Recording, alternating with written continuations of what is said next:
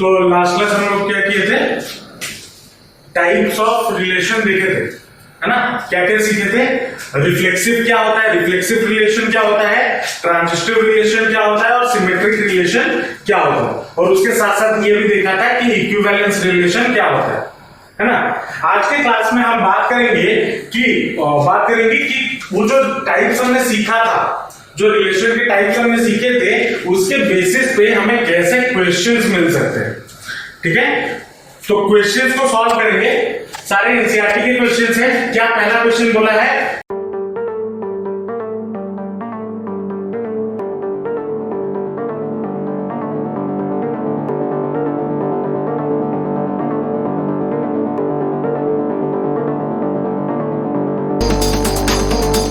so that the relation R on the set A 1 2 3 given by R आपका given है 1 1 2 1 1 2 2 3 3 sorry 1 1 2 2 3 3 1 2 and 2 3 ये आपको relation given है और पूछा है ये इस रिलेशन को रिफ्लेक्सिव है लेकिन सिमेट्रिक नहीं है और ट्रांजिस्टिव नहीं है, ये प्रूफ करना है।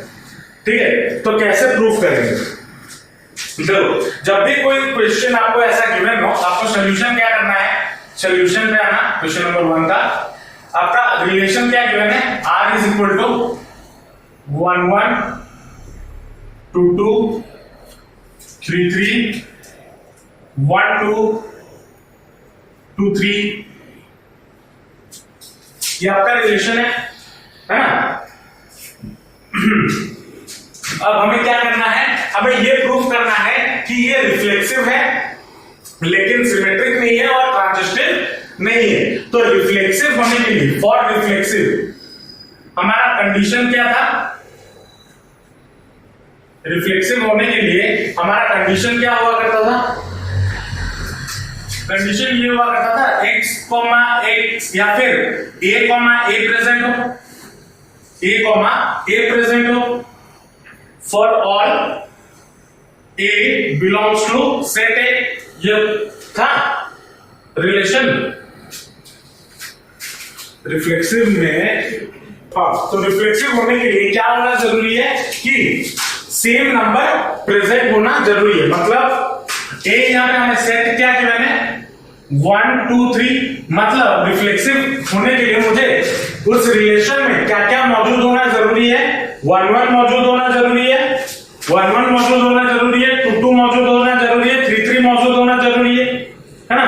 तो क्या यहाँ पे 1 1 मौजूद है, 2 2 मौजूद है, 3 3 मौजूद है, देयरफॉर हम क्या लिखेंगे, देयरफॉर एज 1 1 2 2 3 3 आर प्रेजेंट, या फिर ऐसे लिखना belongs to R, therefore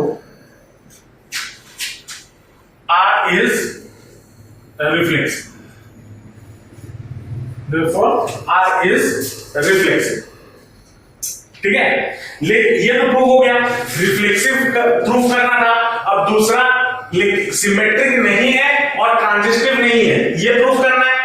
तो फॉर सिमेट्री कंडीशन क्या होना चाहिए, सिमेट्री होने के लिए क्या होना चाहिए, अगर A B belongs to R है, A B belongs to R है, then B A B should be belongs to R, ये होना जरूरी है। अगर ऐसे समझो A B अगर R में है तो B A भी R में होना चाहिए। अगर ये होता है देन हम क्या बोलेंगे उस रिलेशन को सिमेट्री। तो 1 1 का उल्टा मौजूद है, 2 2 का उल्टा मौजूद है, 3 3 का उल्टा, 1 2 का उल्टा 2 1 मौजूद नहीं है। तो यहां पे हम क्या लिखेंगे, as 2 1 does not belongs to R, does not belongs to R, therefore R is not symmetric। ठीक है, उसके बाद आता है for transitive.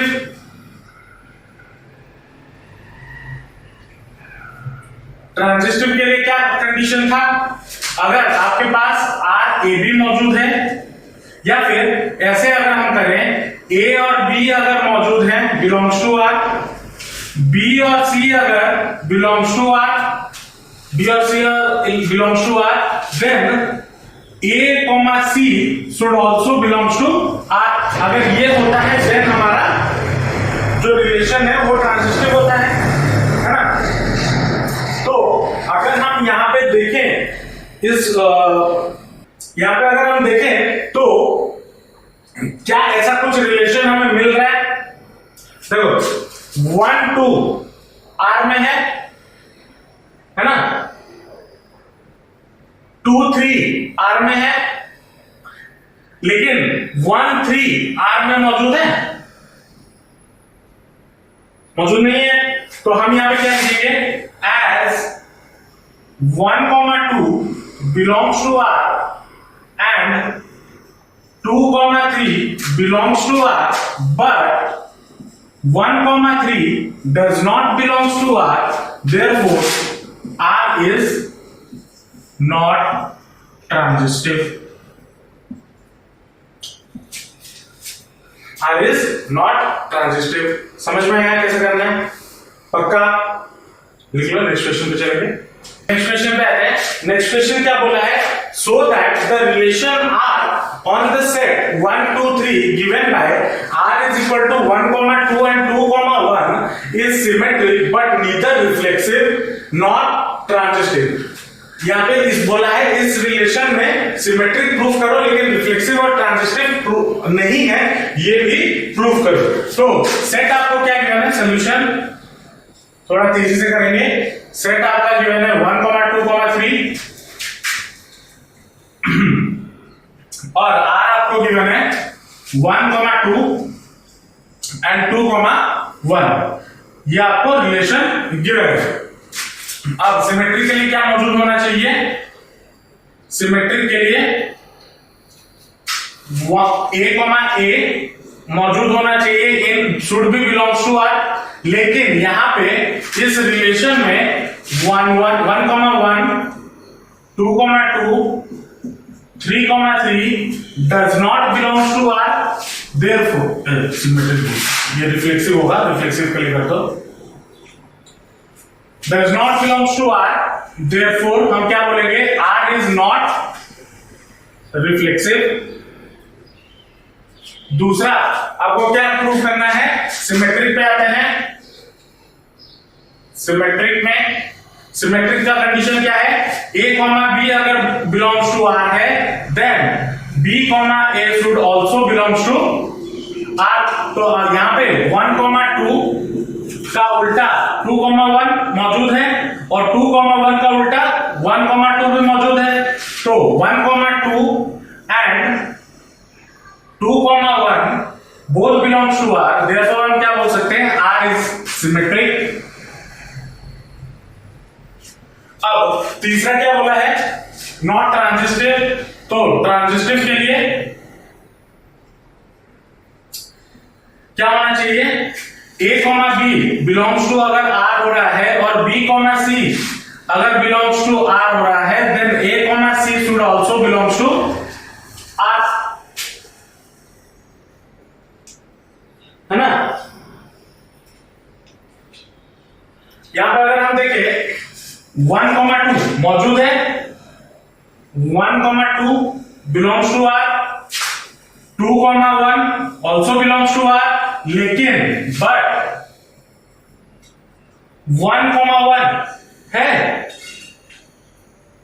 But 1 1 does not belongs to R, therefore हम क्या लिखेंगे? R is not transitive. ठीक है, नेक्स्ट क्वेश्चन पे आते हैं। नेक्स्ट क्वेश्चन क्या बोला है? Check S for reflexivity, symmetry and transitivity for the following. Bit 1 में गिवन है L1 as L2 if L1 is perpendicular to L2 where L1 and L2 are the straight line in a plane। अब इसका मतलब क्या है, इसको जरा समझना। यहां पे हमें क्या गिवन है? L1 as L2 ये गिवन है। If L1 is perpendicular to L2. Where L1 L2 क्या है? Where L1 and L2 are straight line on plane. ये आपको क्वेश्चन पूछा है. अब इसमें बोला है कि आपको रिफ्लेक्सिविटी दिखाना है, सिमेट्री दिखाना है और ट्रांजिस्टिविटी दिखाना है. मतलब चेक करना है क्या ये रिफ्लेक्सिव है, क्या ये सिमेट्रिक है, क्या ये ट्रांजिस्टिव है. कौन? एस, जो रिलेशन है. ठीक है. तो फॉर पहले चेक करेंगे रिफ्लेक्सिविटी का. अब यहां पे क्या है? L1 और L2 क्या है? दो स्ट्रेट लाइन है ना? दो स्ट्रेट लाइन है. अब क्या रिफ्लेक्सिविटी के लिए क्या होना चाहिए? ए एक साथ होना चाहिए. मतलब where L1 and और कंडीशन क्या गिवन है? L1 is perpendicular to L2. अब मुझे यह बताओ क्या L1 जो लाइन है क्या वो अपने आप से परपेंडिकुलर हो सकता है? कोई भी लाइन क्या अपने आप से परपेंडिकुलर हो सकता है? नहीं. तो L1, L1 does not belongs to S. उस रिलेशन से होगा नहीं. L1, L1 क्यों नहीं होगा? क्योंकि एक लाइन अपने आप से कभी परपेंडिकुलर नहीं हो सकता. परपेंडिकुलर के लिए क्यों चेक कर रहा हूं? क्योंकि कंडीशन क्या बनी है? L1 is always perpendicular to L2. Perpendicularity condition है ना? तो हम क्या लिखेंगे? Therefore S is not reflexive as a line can't be perpendicular to itself. ये रीजन लिखना है. ठीक है. उसके बाद क्या करना है? For symmetry. सिमेट्री के लिए कंडीशन क्या है? अगर A, B मौजूद है, belongs to R, then B, A should also belongs to R. ये कंडीशन है सिमेट्री के लिए, है ना? अगर L1 L2 से परपेंडिकुलर है तो क्या L2 L1 से परपेंडिकुलर होगा. मतलब L1, L2 अगर उस रिलेशन में मौजूद है एंड L2, L1 भी उस रिलेशन में मौजूद होगा. तो मतलब हम क्या लिख सकते हैं? L1 and L2 and L1 belongs to S. लिख सकते हैं. S क्यों लिखा? क्योंकि क्वेश्चन में S है. Therefore S is symmetric हो सकता है. उसके बाद फॉर क्या होता है? फॉर ट्रांजिस्टिविटी. अब ट्रांजिस्टिविटी के लिए हमारे पास क्या होना चाहिए? A, B अगर बिलोंग्स टू R है, B, C अगर बिलोंग्स टू R है, दैट इंप्लाइज A, C भी बिलोंग्स टू R होगा. ठीक है.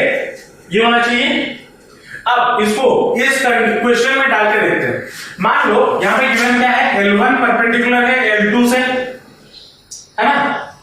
अब L2 मान लो परपेंडिकुलर है कोई रैंडम लाइन, तीसरा लाइन से जो कि L3, है ना? तो क्या L1 परपेंडिकुलर होगा L3 से? होगा. मान लो ये एक लाइन है L1, ये हो गया मान लो L2, और L2 से और एक लाइन परपेंडिकुलर है, ये है L3. अगर L1 L2 से परपेंडिकुलर है, L2 L3 से परपेंडिकुलर है, तो क्या L1 L3 से परपेंडिकुलर हो रहा है? नहीं हो रहा है. तो ये, तो हम यहां पे क्या लिख सकते हैं? L1, L2 and L2, L3 belongs to S, but L1, L1 or L3 does not belong to S. Therefore S is not transitive. समझे? पक्का? लिख लो.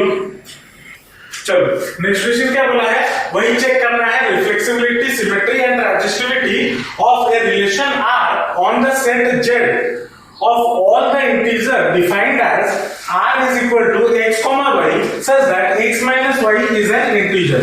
मतलब यहाँ पे रिलेशन क्या गिवन है, r आपको गिवन है x, y such that x minus y is an integer, और क्या गिवन है relation r belongs to z, मतलब x, y belongs to z। z क्या है, सेट ऑफ इंटीजर।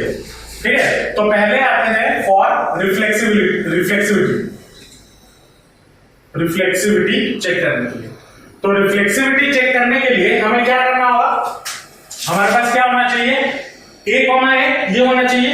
मतलब अगर मैं x माइनस एक्स करता हूं, यहां पे x माइनस एक्स करता हूं, तो मुझे क्या मिलेगा, 0 मिलेगा, which belongs to set z। मतलब क्योंकि 0 भी एक इंटीजर होता है ना, आया ना, होता है। और अगर y माइनस वाई करता हूं तो भी क्या मिलेगा, 0 मिलेगा, which also belongs to z। तो मैं क्या बोल सकता हूं, देयरफॉर r इज रिफ्लेक्सिव, बोल सकता हूं या नहीं बोल सकता हूं?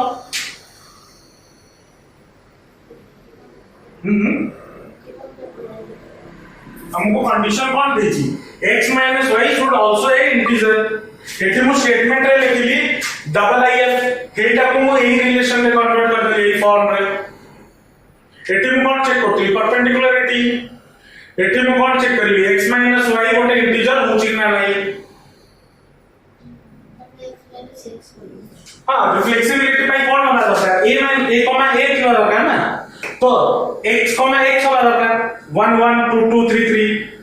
तो x माइनस x कॉलम कितने मिलुची, 0, दैट इज आल्सो इंटीजर। बुझ पालो?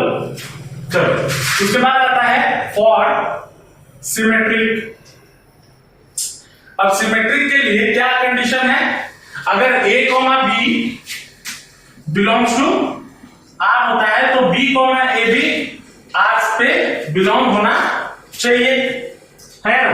चलो, अब मैं अगर x माइनस वाई करता हूं, x माइनस वाई करता हूं, तो मैं कोई, ये दोनों इंटीजर है, x, y belongs to z, क्योंकि यहां पे क्या बोला है, on set z of all integer बोला है ना क्वेश्चन में। तो x माइनस है, दो इंटीजर को सब्ट्रैक्ट करने पे मुझे क्या मिलेगा, एक इंटीजर मिलेगा। लेट मान लो x माइनस वाई हमारा होता है लैम्डा, है ना, क्योंकि सब्ट्रैक्शन ऑफ दो इंटीजर मुझे क्या देगा, एक integer which belongs to z। मैं लिख सकता हूं या नहीं लिख सकता हूं, लिख सकता हूं। तो मतलब यहां पे हमने क्या देखा, x, y belongs to r, relation r। अब अगर मैं इसका उल्टा करूं, मतलब y माइनस एक्स ए भी होना चाहिए और बी भी होना चाहिए। अगर x माइनस वाई करने पर मुझे लैम्डा मिलता है, तो y माइनस एक्स करने पर मुझे क्या मिलेगा, माइनस लैम्डा। और माइनस लैम्डा भी एक इंटीजर होगा, क्योंकि अगर लैम्डा इंटीजर है तो माइनस लैम्डा भी इंटीजर होगा, ऑल्सो बिलोंग्स टू z। मतलब y, x also belongs to r। तो मतलब हम यहां पे क्या बोल सकते हैं, देयरफॉर r इज क्या, सिमेट्रिक,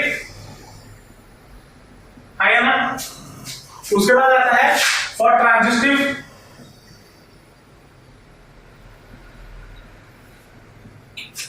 अब ट्रांजिस्टिव के लिए क्या होना जरूरी है,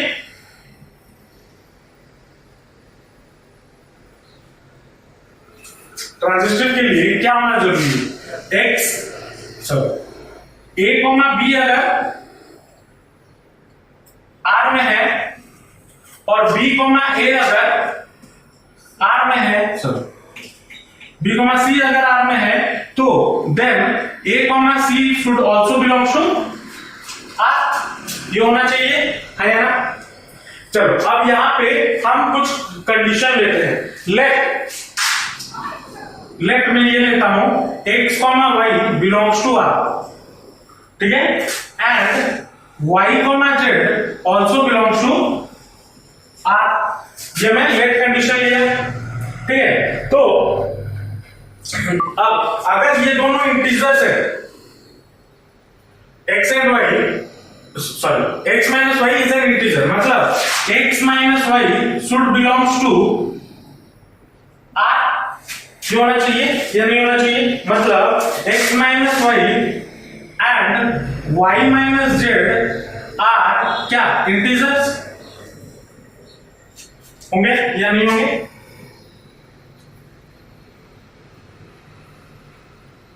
अब अगर मैं इन दोनों को ऐड कर देता हूं, इन दोनों को मैं क्या कर देता हूं, क्योंकि सम, अगर ये दोनों इंटीजर है तो sum of both integers is also, तो x minus y plus y minus z is also a integer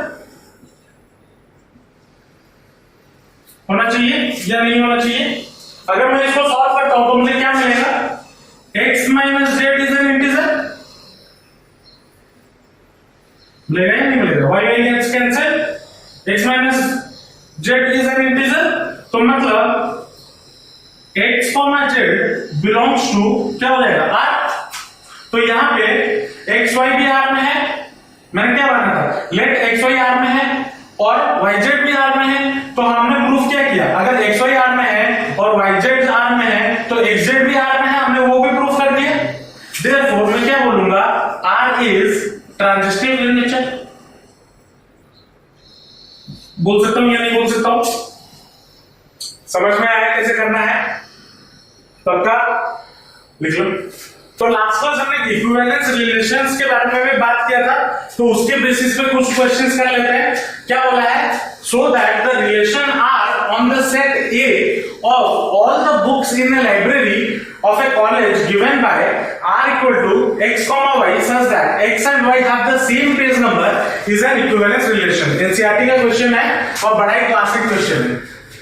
तो रिलेशन r आपको क्या बोला है? x comma y such that x and y have the same page number, same page number, ये बोला।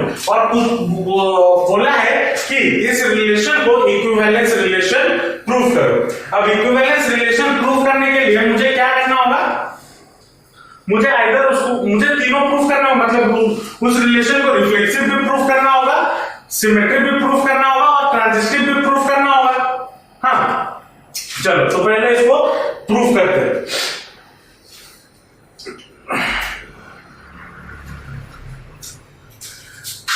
Sir reflexive के लिए proof करते हैं। रिफ्लेक्सिव के लिए क्या होता है? लेट, मैं ये मान के चलता हूं, let x is a book in library, है ना? x is a book from library, तो x and x should have same page number, होगा या नहीं होगा? मान लो मैं लाइब्रेरी में कोई एक बुक निकाला, है ना, कोई एक बुक निकाला, उस बुक में जितने पेजेस हैं और अगर उसका एक आइडेंटिकल बुक में निकाल के लाऊं तो उस बुक में भी उतने ही पेजेस होंगे। या फिर मैं बोल सकता हूं, अगर जो मैं, मान लो तुम बोलोगे सर लाइब्रेरी में एक ही बुक था, मान लो, तो एक ही बुक अगर निकाला तो एक ही बुक में जितने पेजेस होंगे उसके अलावा या उसी बुक में, मतलब मैं ये बोलना चाहता हूं, मान लो तुम एक बार गए और उस बुक को देखे और देखे कि उसमें 200 पेजेस है। आपका दोस्त एक बार गया और सेम बुक को देखा और बोला कि उसमें भी 200 पेजेस है, तो मतलब नंबर ऑफ पेजेस, चाहे जितने भी लोग उस बुक को देख ले, पेजेस चेंज थोड़ी हो जाएंगे, नहीं। तो इसीलिए मैंने यहाँ पे लिखा x and x should have same page number, मतलब वही बुक को अगर 2 बार देखते हैं तो उनका पेज नंबर सेम होगा। अब हमारे पास रिफ्लेक्सिव के लिए क्या कंडीशन हुआ करता था? a, a should belongs to r, मतलब x, x बिलोंग्स टू दिस सेट, है ना? therefore x, x बिलोंग्स टू r, होगा या नहीं होगा? therefore मैं क्या लिख सकता हूं? r इज रिफ्लेक्सिव, लिख सकता हूं या नहीं लिख सकता हूं? लिख सकता हूं। चलो अब सिमेट्रिक प्रूफ करना है। सिमेट्रिक के लिए हमारे पास क्या होना चाहिए? अगर ए बी मौजूद है आर में तो बी ए बी आर में मौजूद होना चाहिए, है ना? तो लेट हम क्या मानते हैं, x, y belongs to R. x क्या है? x एक बुक है लाइब्रेरी का और y एक बुक है लाइब्रेरी का, ठीक है? तो इसका मतलब अब r में अगर मौजूद है, तो r का कंडीशन क्या है? x and y have the same page number. तो मतलब यहां पे हम क्या लिखेंगे?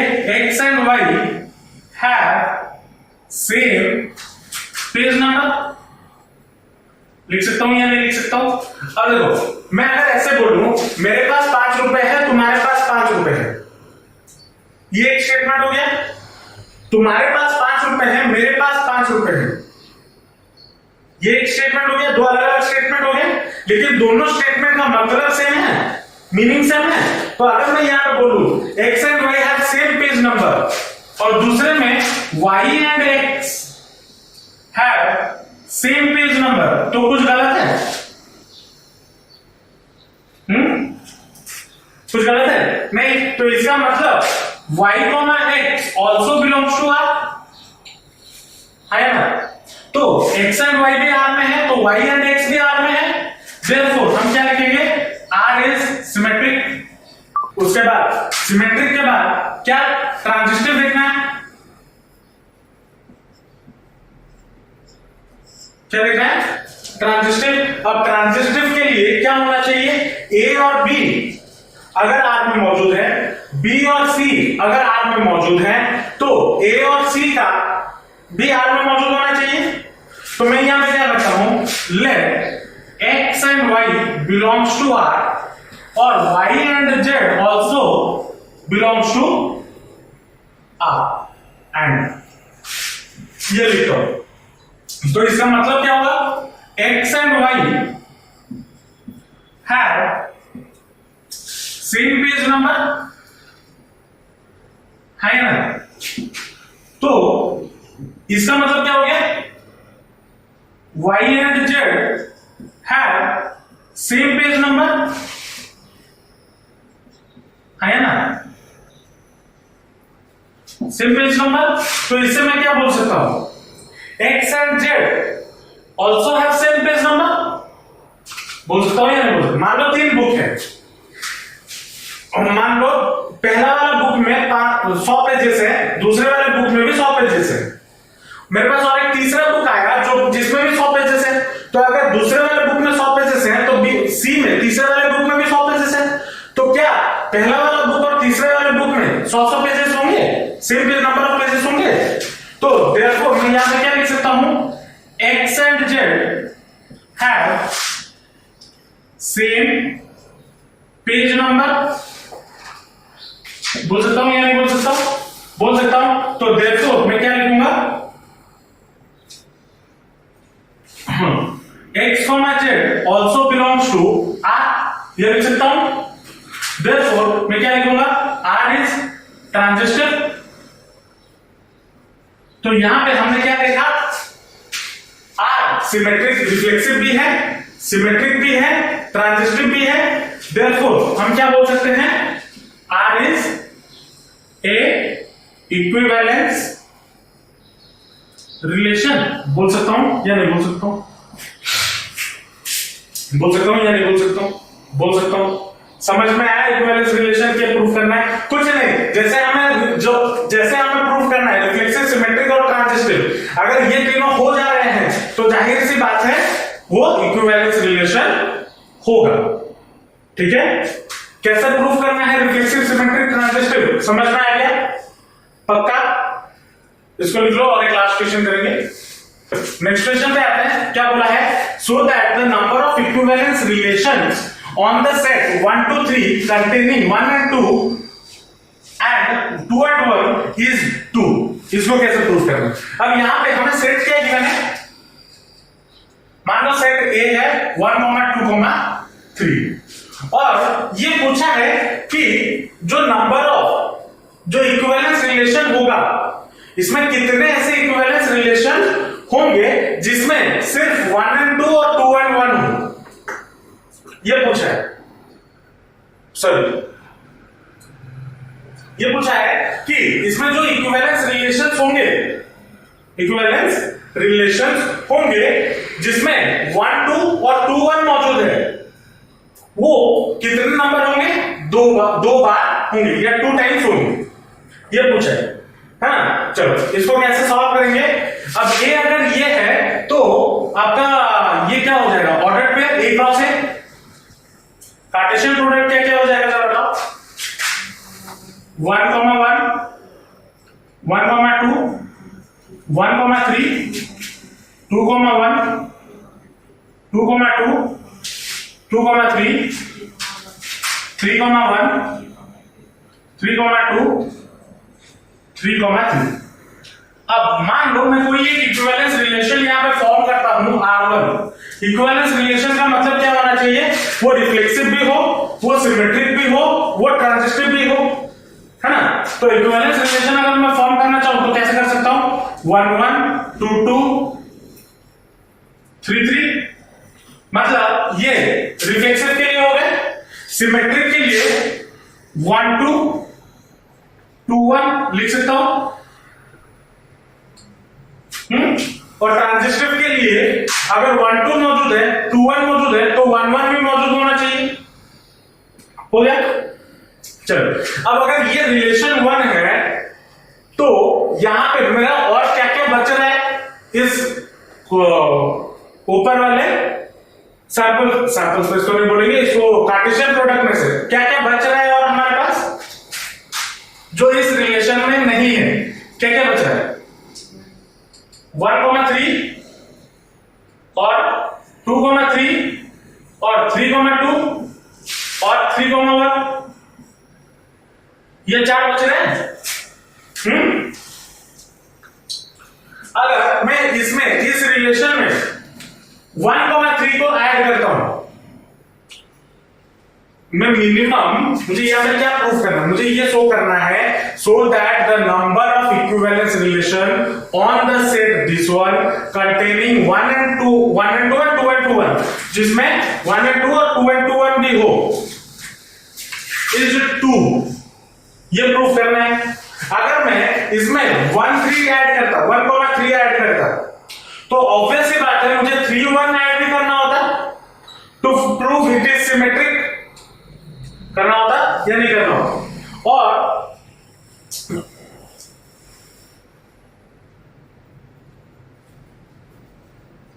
और अगर मैं 2 3 ऐड करता तो जाहिर सी बात है मुझे 3 2 भी ऐड करना होता to prove it is a equivalence relation, है ना। तो एक रिलेशन तो ये हो गया जो इक्विवेलेंस रिलेशन है, और दूसरा रिलेशन क्या हो गया for equivalence relation? Universal relation हो गया, यूनिवर्सल रिलेशन हो गया, क्योंकि मुझे इक्विवेलेंस प्रूफ करने के लिए इन सबको इसमें ऐड करना होगा। तो दो रिलेशन जिसमें 1 2 और 2 1 मौजूद हो, दो रिलेशन पूछा है ना, दो रिलेशन, तो R1 और R2 दो रिलेशन है जो इक्विवेलेंस रिलेशन है इस सेट के लिए, और वही हमें प्रूफ करना था, शो करना था। कर लिए? यहां पे मैंने लिखा नहीं है, जो मैंने मुंह में बोला, क्या बोला कि अगर मैं 1 and 3 को ऐड करता हूं then I have to add 2 and 3 to show that it is a equivalence relation, है ना। और अगर मैं 3 and 2 ऐड करता हूं तो जाहिर सी बात है मुझे 1 and 3 अगर ऐड करता हूं तो 3 and 1 ऐड करना होगा, और अगर 2 and 3 ऐड करता हूं तो 3 and 2 ऐड करना होगा। तो उससे क्या बन जाता है? टोटल में वही यूनिवर्सल रिलेशन बन जाता है। यूनिवर्सल रिलेशन क्या है? ये वाला ए क्रॉस है, मैं यहां पर बी क्यों लिखा? ए क्रॉस है मतलब Cartesian product of A on itself. तो दो रिलेशन आ गए, समझ में आया? पक्का? यहां पर मैंने जो स्टेटमेंट लिखा नहीं है उसको आप खुद से लिख लेना, ठीक है। समझ में आया क्वेश्चन कैसे करते हैं? समझ में आया कि इक्विवेलेंस रिलेशन क्या है, रिफ्लेक्सिव क्या है, सिमेट्रिक क्या है? इसी टाइप ऑफ क्वेश्चंस आपको एग्जाम में मिलेंगे, ठीक है। अब रिलेशन में कुछ और इंपॉर्टेंट चीजें हैं जो हमें पढ़ना है, जो हम नेक्स्ट क्लास करेंगे, और उसके रिलेटेड कुछ क्वेश्चंस भी नेक्स्ट क्लास करेंगे। उसके साथ आपका रिलेशन टॉपिक खत्म हो जाएगा। नेक्स्ट उसके बाद जाएंगे हम फंक्शंस में, ठीक है। चलो मिलते हैं नेक्स्ट क्लास, बाय बाय।